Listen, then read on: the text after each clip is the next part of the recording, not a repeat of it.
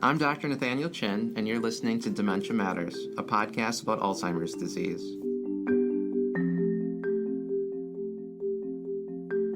Dementia Matters is a production of the Wisconsin Alzheimer's Disease Research Center. Our goal is to educate listeners on the latest news in Alzheimer's disease research and caregiver strategies. Thanks for joining us. Welcome back to Dementia Matters. The population of older adults in the United States continues to grow, and with it, the number of individuals living with dementia. This year, that number has grown to 5.6 million Americans. This brings significant concerns about the financial burden of dementia, not just including medical expenses, but also lost earnings and quality of life losses for those affected by dementia and their care partners. Understanding these expenses and their trends is crucial for informing the public and policymakers on the economic impact of dementia and ensuring resources are allocated effectively. Fortunately, the USC Schaeffer Institute for Public Policy and Government Service is addressing this with the United States Cost of Dementia Project. They recently published a report on the cost of dementia in 2025, which you can find linked in our show notes.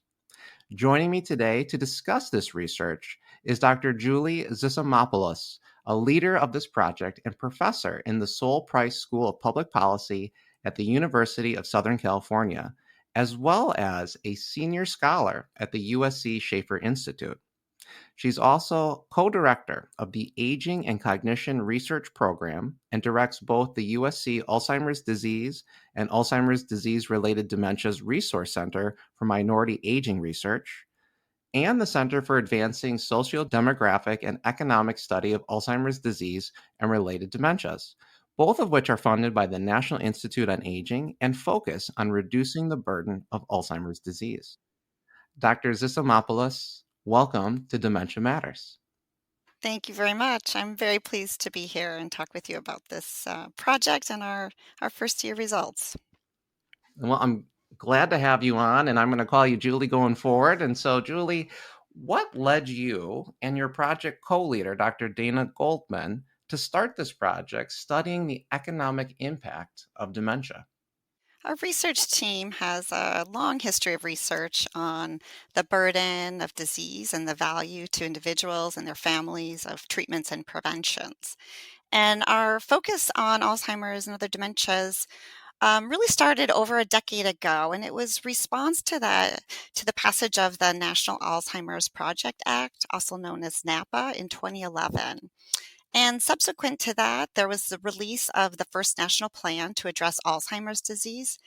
And that plan was really a call to the research community to move this area of dementia science forward. And part of that plan was understanding the costs of Alzheimer's disease. So our first study was published about a decade ago. So jumping forward now to this project, we have a multi-year project that's supported by the National Institutes on Aging, and it's to produce national estimates of the costs of dementia annually. And what this project will do is really fill in some of the gaps that we've identified in this last decade. So let me talk a little bit about these gaps and how we're trying to fill them.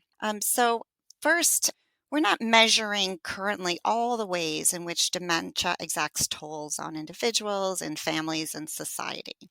And so to help us quantify these costs in a very comprehensive way, we are also engaging with people with lived experience and their care partners and healthcare providers so that the costs that I'm going to tell you about really reflect lived experience, real life experience.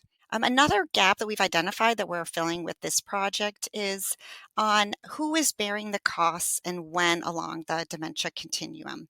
When do they occur? So you might think about early on, there's a lot of medical costs associated with healthcare use around detection and diagnosis, trying to figure out what's going on and how it may be interacting with other health conditions. And then later on, you have a lot of costs associated with the long-term care and supports that individuals with dementia often need. There is also kind of a gap in understanding how dementia interacts with other health conditions. So as people age, they don't have just one health problem, they might have multiple health problems. So let's say dementia and diabetes. And we want to better understand again how costs associated with the condition of dementia is interacting with these other health conditions and functional and how it's impacting not just the person living with disease, but also their family members, their caregivers and care partners might be impacting their health, their work, their earnings. And so, as a society, we really need this information because we need to be able to target the resources to those who are most impacted and figure out when we need to think about reducing this burden of costs, help us better organize care, better organize how we detect and diagnose dementia. And there's one more thing I really want to say about kind of how we got to this project. And again, it's kind of looking back to 10 years and then looking forward to today. So there has been an enormous advance in the field of dementia research. So we've witnessed really big advances in the scientific understanding of Alzheimer's and other diseases, really the pathology of the brain. There's been advances in how we think about care, new care models, and of course, those new treatments that are out on the market, but also health policy. So health policies are evolving, how people are reimbursed for their health care is evolving. So the costs are changing. They've changed today from yesterday, and they're going to continue to change as we go forward in the future. Julie, I really appreciate you explaining why this project is so important and meaningful and clearly laying out these gaps, because I think that was one of my questions for you, which I'm not going to ask anymore is, so what are you specifically addressing? But now I want to ask the how question, because before we get to your actual findings in data, how do you actually measure the cost of dementia? I know you alluded to speaking to people with that lived experience, but there must be more than just that. Yeah, so let me start by talking about sort of different types of costs. I'll say we put them in sort of three different buckets, and then I'll talk a little bit about how we're trying to measure them.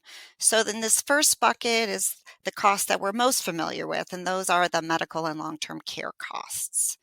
The second bucket is the costs associated with all the care that persons with dementia may receive from their family members or their friends, and mostly this is unpaid care. And then finally, we have this third bucket of costs that I'm going to talk about today as sort of the quality of life impacts. So, how is dementia affecting the quality of life of the person who's living with disease, their caregivers and care partners, and their family members? But that third bucket is where we hope to expand our understanding of the other types of costs too. So thinking now or kind of explaining a little bit more about how we do it.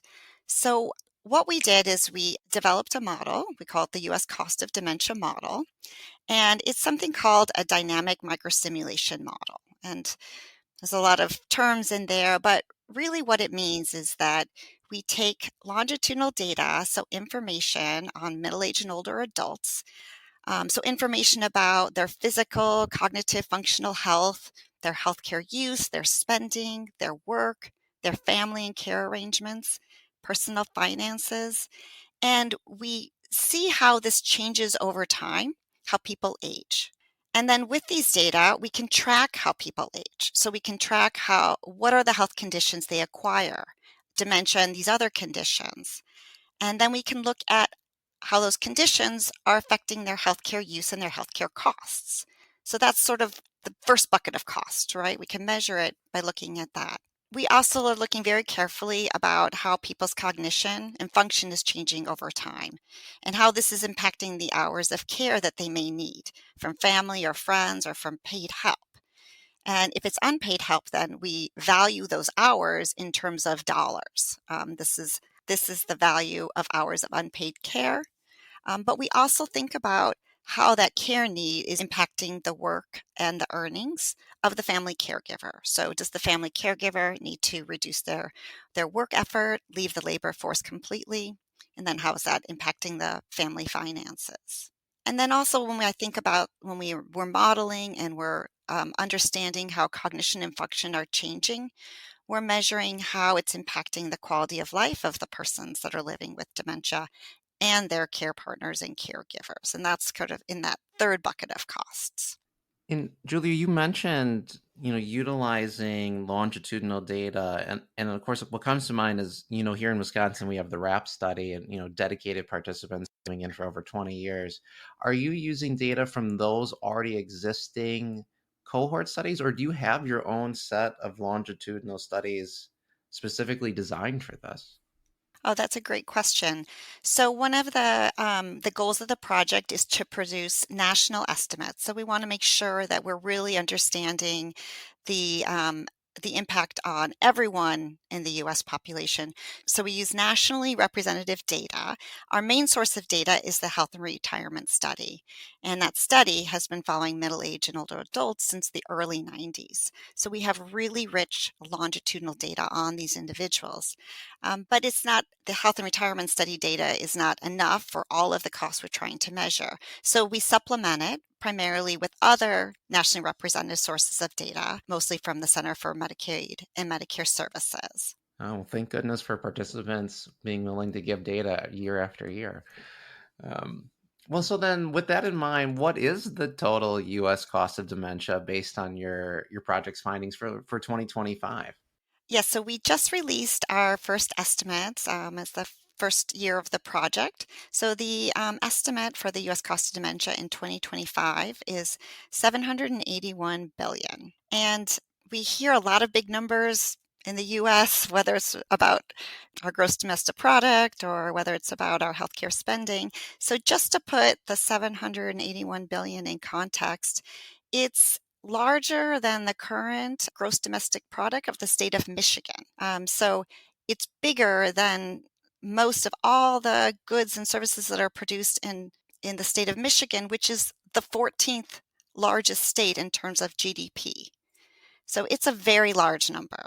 So I can break this down into what goes into that 781 billion also. Yeah, please do, Julie, 'cause this is an incredibly large number. And I think, and again, for our listeners, that's billion with a B. So when we break it down into those different buckets of costs that I spoke about, the largest portion is actually the loss in quality of life for persons living with dementia, and that is over 300 billion. The second is that value of all the hours of care that's received, the unpaid care. Most of this is coming from family members, a bit from friends, but these are spouses and adult children. That size, that 233 billion, is followed closely by the similar size of costs associated with medical and long-term care, and that's around 230 billion.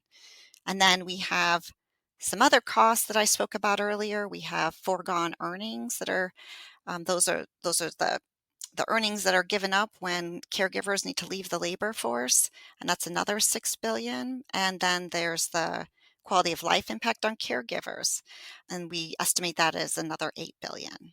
Well, that's incredible, Julie. And I think about my own experience, and my mother took care of my father who had Alzheimer's disease dementia, and so she wasn't able to work. That was a 24/7 job, as caregivers listening know. And then I myself stopped working as a hospital doctor, and I moved back to Wisconsin where I was in training, and I did that intentionally so I could have more time with my family. So in essence, that would be part of that informal care cost because you go from a higher income to a lower income. Now, I only tell you that really as a question of, well, how are you measuring some of these quality of life losses? And you mentioned some of the informal care, but people are different. So how do you account for the different lives of these informal caregivers?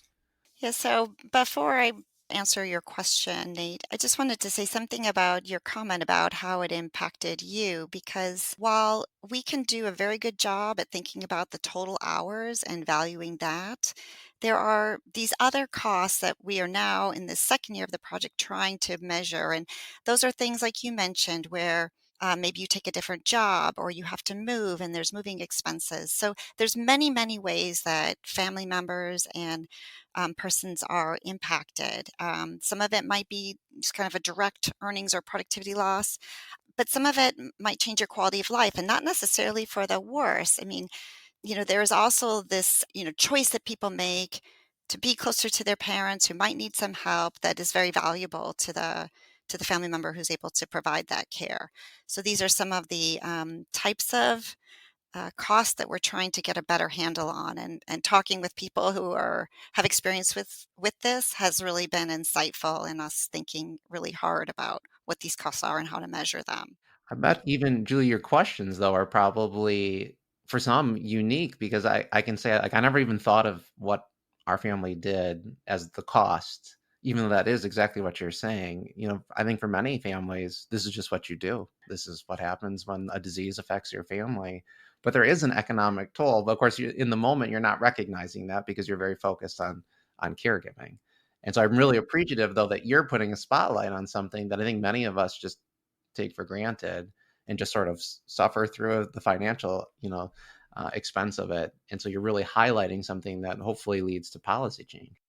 Exactly. So, one of the main goals of this is that not just that we quantify and we identify, but that we can help impact and reduce costs for everybody, right? So we can point to and find opportunities to do this. And I'm actually going to take a sidetrack and then come back to your question to talk about another goal of the project, which is really to do what you say, which is to put a spotlight and identify these other costs and quantify them and find solutions to them. In order to do that, we need more researchers doing this work.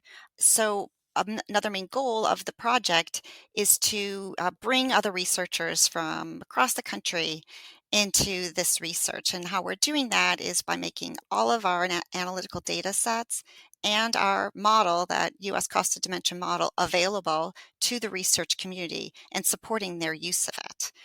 So we'll be using the NIA's linkage enclave. So that's publicly available and it's free. So it's really important to us that we get all of this effort and infrastructure out to the research community, because this is a very complicated disease. We need researchers from all fields working on it. And the best way to do that is by making all the data and all the methods available to everybody. No, thank you for doing that. I'm hoping that stimulates a lot more research to support and collaborate with you. We do too. I will answer your question though. So how do we measure some of these costs? So I'm going to start with quality of life. So we start with a measure that is used by many researchers to represent multiple aspects of health. So this would be physical health and functional health and cognition, vision, hearing, pain, for example. It's something called the Health Utility Index 3.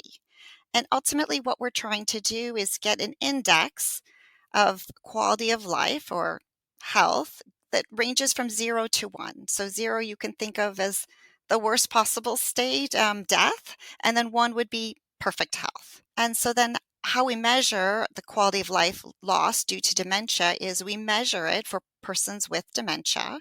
And then we use our model, and this is one of the strengths of the model. We can do these, what we call counterfactual scenarios or simulations, where we say, well, what if that person never acquired dementia? What would be their health and their quality of life? And so then we measure it again. And that difference then is the loss in the quality of life that's due to dementia. And then because we're trying to get to costs, we need a dollar value. So we take this number, we multiply it by 150,000, which is what the research community is currently using for the value of a quality adjusted life year. So I know that's a little bit technical, but the big idea is that you want to think about how is someone living with the state of disease compared to if they had never acquired that disease. Thank you. That was a very good explanation, Julia. That makes perfect sense. I'm not going to ask you where the 150 comes from because I don't think we have time for that, but I think that is really good for us to know. If we're thinking about how we measure informal care hours, that's a lot less complicated. This is where we take advantage of this really rich data that we have in the health and retirement study, where individuals report on how many hours of care they receive and who they receive it from. So we know how many hours are being provided. And then it's really about what's the value of that. So in our current estimates, we're using what we call a replacement rate value. So we value that unpaid hours in the same hourly wage rate as if someone had to go into the market and hire a home health aide. So that dollar value is what we attach to the unpaid care provided by family and friends. Okay, then. Well, speaking of the health aides, which can also be professional caregivers, what are the largest expenses then when you think about medical and then the long-term care category? So, by far, the largest expenses are associated with nursing home costs, this long term care, primarily nursing homes, and inpatient stays. So, persons with dementia who are hospitalized and those in a nursing home. So, if you take those two things together, their costs are actually over 5 times higher than a person with dementia who is not in a nursing home and is not hospitalized. So those costs themselves are really costly, sorry to use the same word a lot, to individuals, their families, and in some cases, the healthcare system. So thinking about the who's paying for it, this is also very important for us to think about, sort of who's bearing these costs. For a nursing home, that's primarily borne by the families, the individuals with the disease and with their families, unless they're on Medicaid. If they're Medicaid eligible, then Medicaid will cover nursing home. When we think about other medical care costs, even though Medicare provides reimbursement for most healthcare services, they don't for nursing home or home health aides. And even people who have Medicare, many beneficiaries will face some sort of cost share premiums. So they will have expensive associated even with care that's covered. What I found really interesting in your report is that out-of-pocket expenses reach nearly $52 billion.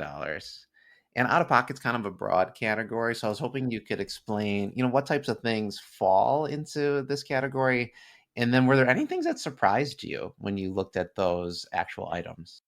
So, as I mentioned, really the largest out of pocket is coming from the nursing home and long-term services and support, and this is where I think policy has an important role to play. So most people have no coverage for those very expensive long-term services that almost everyone at some point in the stage of the disease will need. So that's very costly for families, and we hear many stories about how difficult it is for families to finance this. And these impacts, these financial impacts, carry through generations. So you have older children who are providing care, or maybe the person with dementia and their spouse or their family needs to sell the family home in order to provide for the care. And maybe that family home was hoping to go to the next generation. So this is a disease borne by families intergenerationally. Were there other expenses? I mean, I think the nursing home, long-term care, are there other things within that category, just so our listeners can get a sense of other out-of-pocket expenses? I mean, I would think potentially medications wouldn't fall into this, but other types of care maybe? So there's definitely some medications because, as I mentioned, persons with dementia are often managing multiple conditions. People who have benefits through Medicare Part D will have coverage, but there's always some out-of-pocket expenses around that too. This portion of out-of-pocket expenses is something that we are spending a lot of time on year two, trying to get a better handle on. And our lived experience panels are really providing us with really important information about the other kind of expenses that you don't really maybe think about until you talk to people who are having this lived experience. So then the challenge for us is to go and find good sources of data for that so we can get to this national estimate. But there's a lot in that bucket that we're still trying to account for. How do you think the total cost, as well as the cost within each of these categories that you describe, is going to change over time? I mean, do you think it will just increase? Are any of these going to decrease? I mean, do you have an idea? It's a really good question because that's what we're trying to do, right? Reduce these costs. So, with better prevention, we can decrease costs. But we know prevention is hard. We have novel therapies, new treatments. We hear a lot about how this increases medical costs. But on the other side, these treatments have the potential to improve the persons with dementia and their caregivers' quality of life, potentially reduce the total number of care hours that are required. So there are reductions in costs that are potentially associated with these novel treatments that tend to be on the high expense side. When we think about policy and we think about policies that may better support caregivers to be able to stay in the workforce if they want to, support their earnings so there's not an earnings loss if they need to reduce work to part time. Policy can help reduce cost to family. Some of these costs might be shifts of costs, so some of those costs may end up on employers. So, what we really want to understand is what kind of interventions will reduce costs, what kind of costs, and when, and where are these costs shifting to if it's not an overall net, reduction in costs. Are there any other factors that you think could affect the trends? You mentioned cost reduction. In your line of work, do you see things that typically lead to increases in costs other than sheer number of people living with dementia? Well, as I mentioned before, typically novel, new therapies and personalized medicine, these are expensive treatments.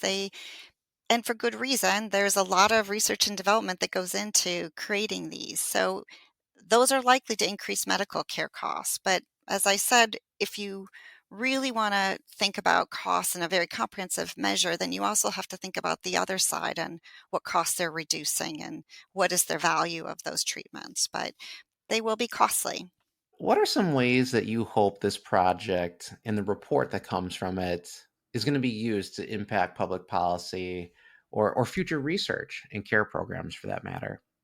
We have a lot of really exciting interventions that are being studied. These are not just the treatments that I mentioned, new novel therapeutics, but there's new care models. There's, as I mentioned, health policy. So, what is a very valuable part of this project is the infrastructure that we're building that can value these interventions and also compare them. We would really want to know how does prevention, so if we can prevent the onset of disease in a portion of the population, how does that affect overall costs compared to new treatments that impact a different part of the population, and who's bearing the costs and when? So this is really the value of the project, is that we can think really hard about all of these advances that are occurring, which interventions are going to reduce the burden for whom and when. And this is important information for people living with the disease, for their families, for policymakers, for clinicians who need to advise their patients. So we really have a big push on kind of disseminating findings and getting other researchers involved so we can make good progress in this area. Yeah, and Julie, you've mentioned care models a couple of times, and that really strikes me because in our own program in Wisconsin, we try to develop new care models to facilitate early identification and diagnosis. And a common question is this cost effective? Is this cost neutral?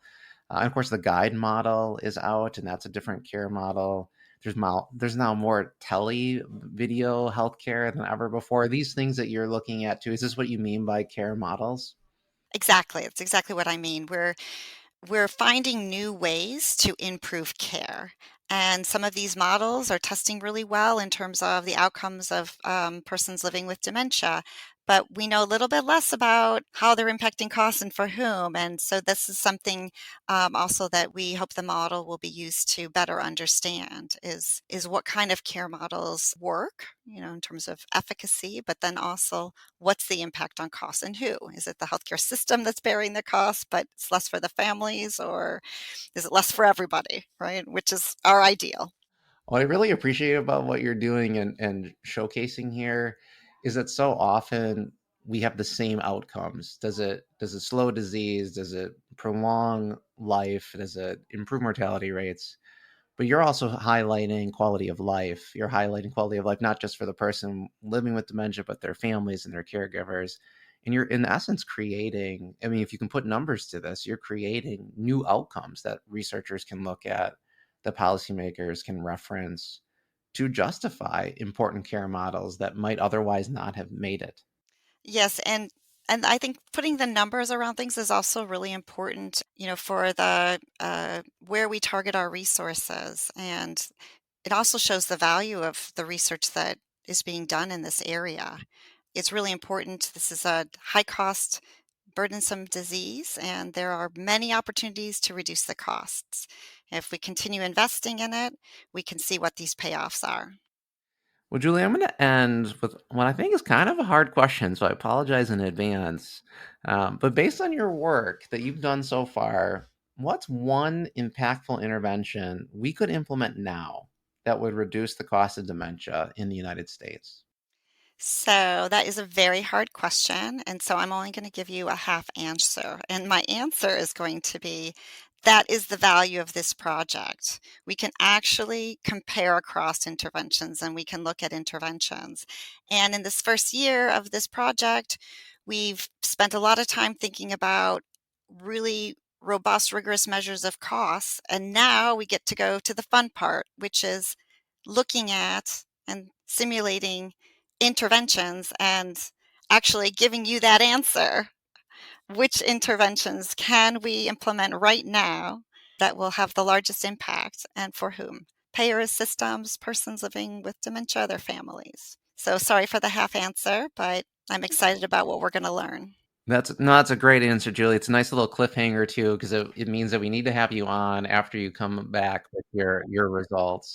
And so I want to thank you for being on Dementia Matters. For our listeners, this is Dr. Julie Zissimopoulos, and we really appreciate the time you've put into this. And again, we will have you when you have more data after the second round.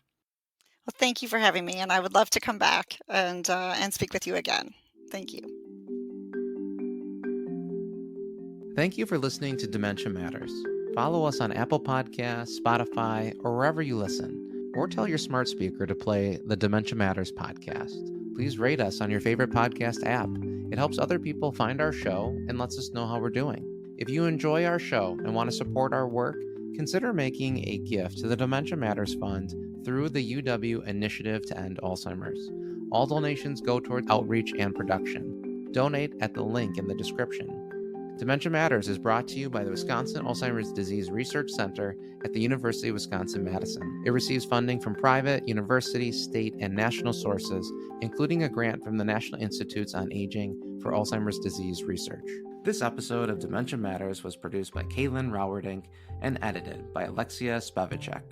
Our musical jingle is Cases to Rest by Blue Dot Sessions. To learn more about the Wisconsin Alzheimer's Disease Research Center, check out our website at adrc.wisc.edu. That's adrc.wisc.edu. And follow us on Facebook and Twitter.